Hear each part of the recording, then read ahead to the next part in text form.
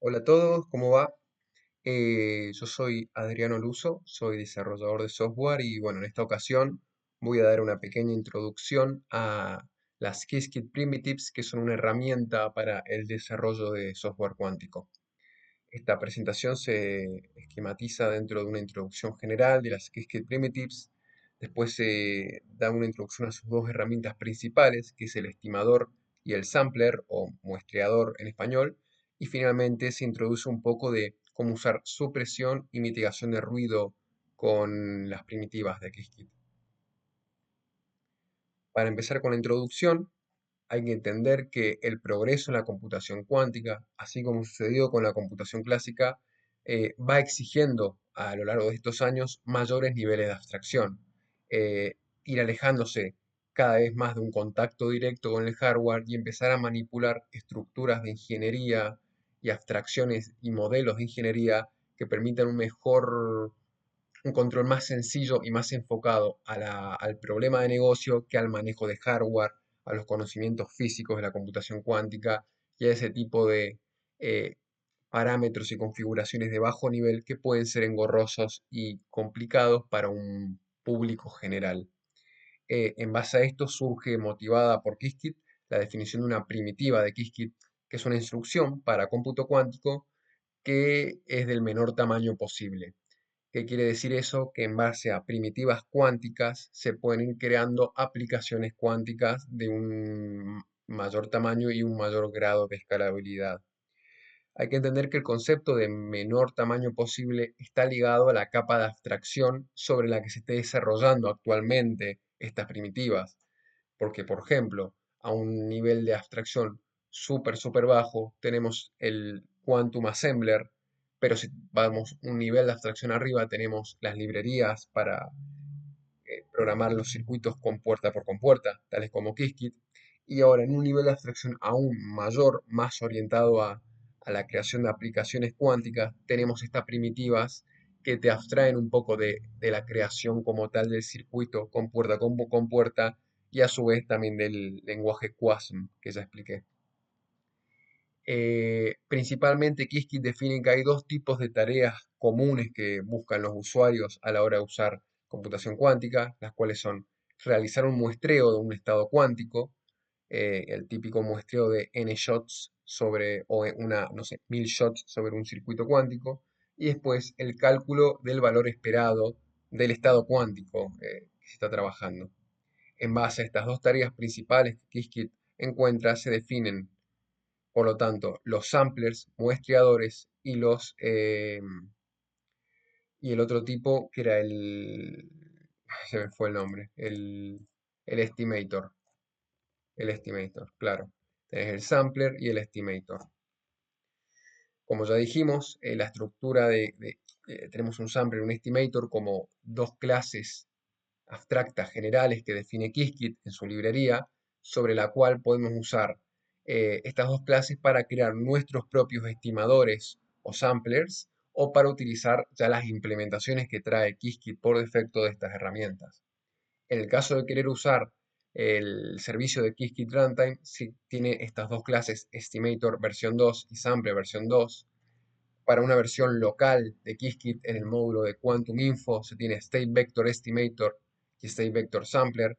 En este caso trabaja con el formalismo para definir estados cuánticos de los vectores estados. Hay muchos formalismos, pero estas dos clases de este módulo trabajan con ese formalismo.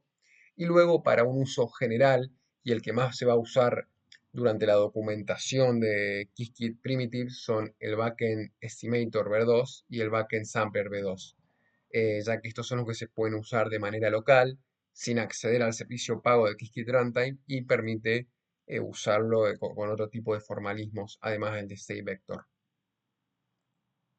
¿Qué beneficios hay en usar este tipo de herramientas? Primero, que permite ejecutar aplicaciones en QPUs, en computadoras cuánticas, sin necesidad de configurarlas exhaustivamente y a detalle. Como ya dijimos, busca elevar el nivel de abstracción y no estar en el detalle de cada configuración necesaria. Y luego que permite un acceso sencillo a todas las capacidades del hardware que ofrece IBM. Por ejemplo, un acceso sencillo a la supresión y a la mitigación de errores.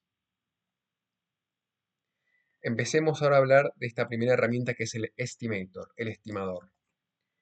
Un estimator en Qiskit busca computar los valores esperados para uno o más observables respecto a ciertos estados cuánticos. Un poco más traído a tierra esta definición, nosotros tenemos un estado cuántico que se genera tras ejecutar un cierto circuito y nosotros podemos calcular el valor esperado de ese estado cuántico para un cierto observable. ¿Qué es un observable? Informalmente y como una unidad de medición. ¿Qué aspecto de ese estado cuántico vamos a estar observando? Por ejemplo, un observable suele ser la base Z, que es el típico observable sobre el cual se trabaja en los cursos introductorios de computación cuántica. Entonces, en función de qué observable utilicemos, vamos a estar trabajando con ciertos posibles valores de medición. Ejemplo informal, al momento de medir a una persona, no es lo mismo medir su peso, que medir su altura, que medir su coeficiente intelectual. Cada medida u observable nos va a dar un atributo particular de esa persona u estado cuántico, haciendo un poco esa analogía que quiero explicar. Para un estimator tenemos que ingresar como entrada un arreglo de pubs. Un pub es la estructura básica que recibe como entrada el estimator. Cada pub va a ser un circuito que va a representar el estado cuántico, uno o más observables sobre los cuales se va a hacer la estimación del valor esperado y un conjunto de valores de parámetros opcionales. Esto viene de la mano de, en el caso de que queramos usar circuitos parametrizados.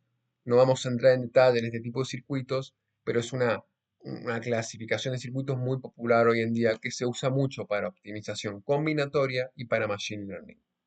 Y finalmente también el pub recibe una precisión que es opcional.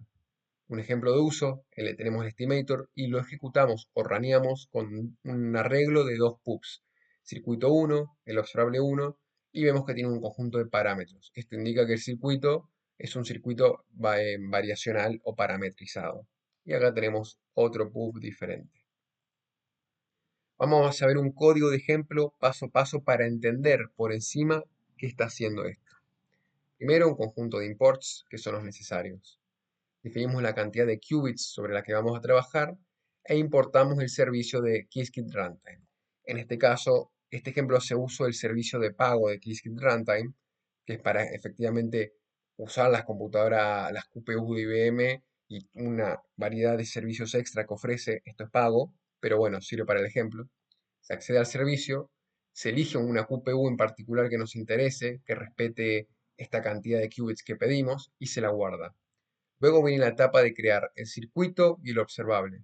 Creamos un circuito IQP, haciendo uso de estos valores que no vamos a entrar en detalles, básicamente crear un circuito, y luego creamos un observable.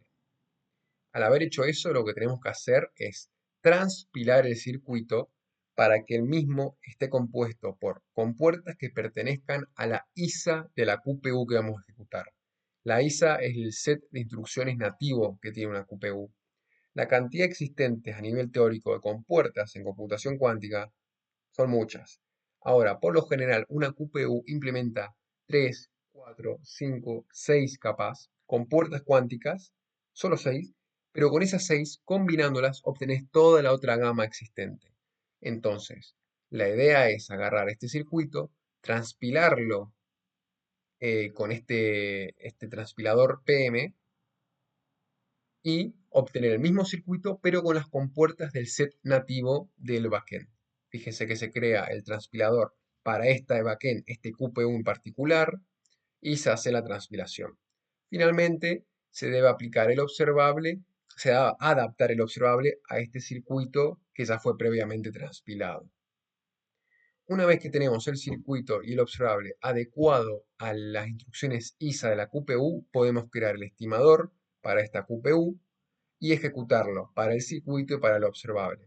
Obtenemos el resultado, lo hacemos un print por consola y obtenemos que el valor esperado es este que se ve acá y se tiene una precisión de este otro valor indicado acá.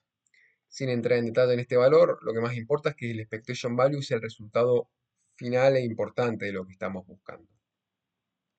Ahora vamos con el sampler. ¿Cómo vamos de tiempo? Ok, el sampler. El sampler realiza una muestra del registro de salida a partir de la ejecución de uno o múltiples circuitos cuánticos. Ya sabemos que la computación cuántica tiene arraigado probabilidad y estadística dentro de sí a la hora de medir. Podemos tener un mismo estado cuántico, hacer muchas mediciones y en cada medición obtener un valor diferente.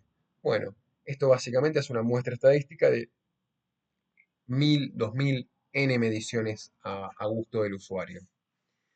También se ingresa un arreglo de pubs, compuesto cada pub por un circuito, los valores de los parámetros opcionales en caso de que sea un circuito parametrizado y la cantidad de shots, disparos, ejecuciones, el tamaño de la muestra. De vuelta tenemos un ejemplo muy similar al se me va el nombre del otro, al de estimador, y no hay mucho más que comentar acá.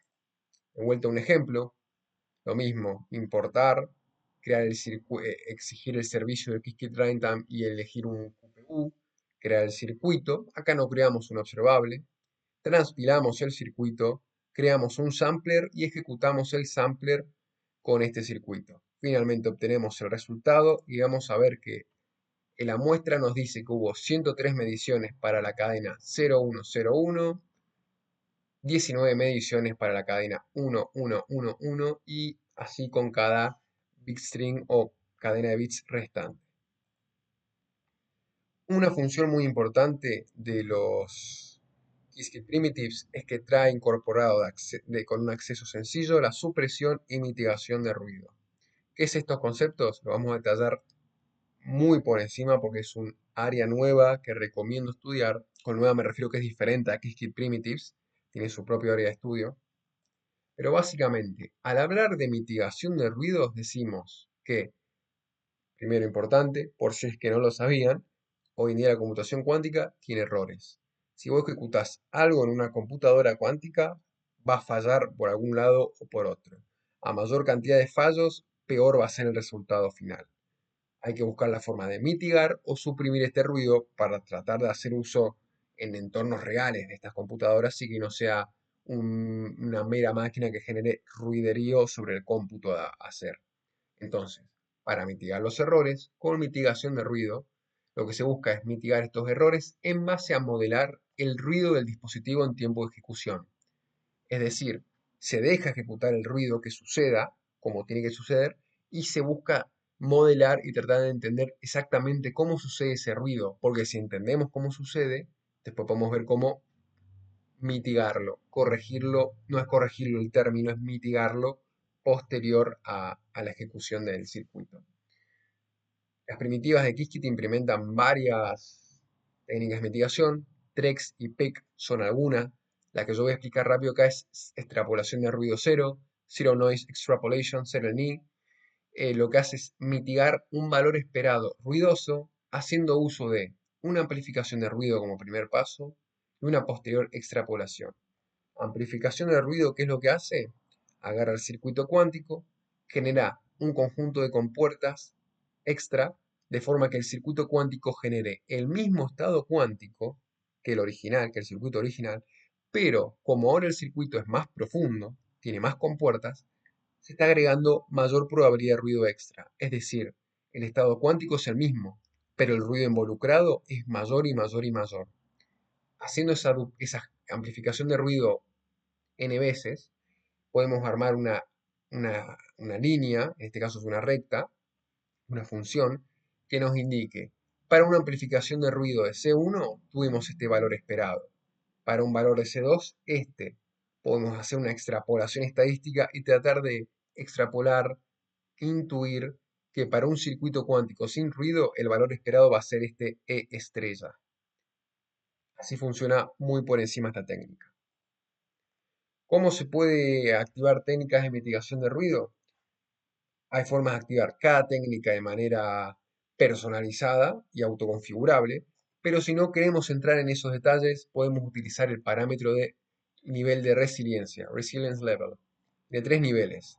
Un nivel 0 en la que no hay mitigación, un nivel 1 por defecto, que se busca los mínimos costos de mitigación.